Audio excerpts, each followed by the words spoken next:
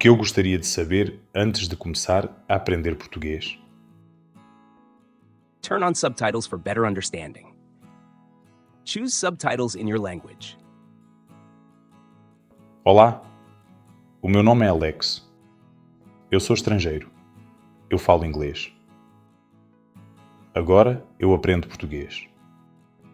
Português é uma língua bonita. Eu gosto da língua. Mas no início foi difícil. Eu não sabia muitas coisas. Agora eu sei e quero partilhar contigo. Escutar é muito importante. É bom ouvir português todos os dias, mesmo quando não percebes tudo. É bom ouvir histórias simples no YouTube. Ver vídeos ajuda muito. Ouvir português nas ruas também ajuda. Falar desde o início é uma boa ideia. Falar sozinho em casa é útil. É importante falar com amigos. Tentar falar com professores ajuda a praticar. Não é preciso ter medo de errar. Errar é normal. Toda a gente erra.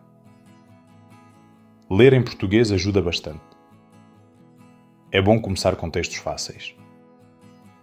Ler livros para crianças é uma boa escolha. Também gosto de ler diálogos curtos.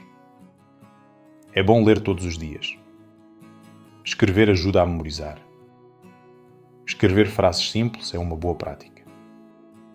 Gosto de escrever sobre o meu dia. Ter um diário em português pode ser divertido. Escrever mensagens também ajuda.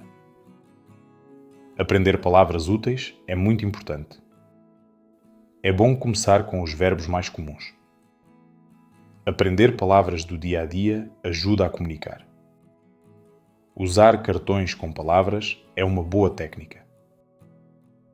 Repetir várias vezes ajuda a memorizar. Estudar devagar é melhor do que correr. Não é necessário ter pressa. Aprender um pouco todos os dias é suficiente.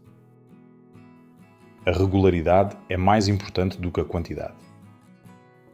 Mesmo 10 minutos por dia são úteis. Aprender com alegria é muito importante. É bom sorrir enquanto aprendes. Não vale a pena ficar estressado. Aprender pode ser uma coisa feliz. Tu consegues aprender português.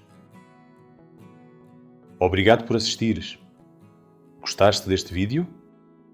Tu podes apoiar o nosso canal através de uma subscrição no Patreon.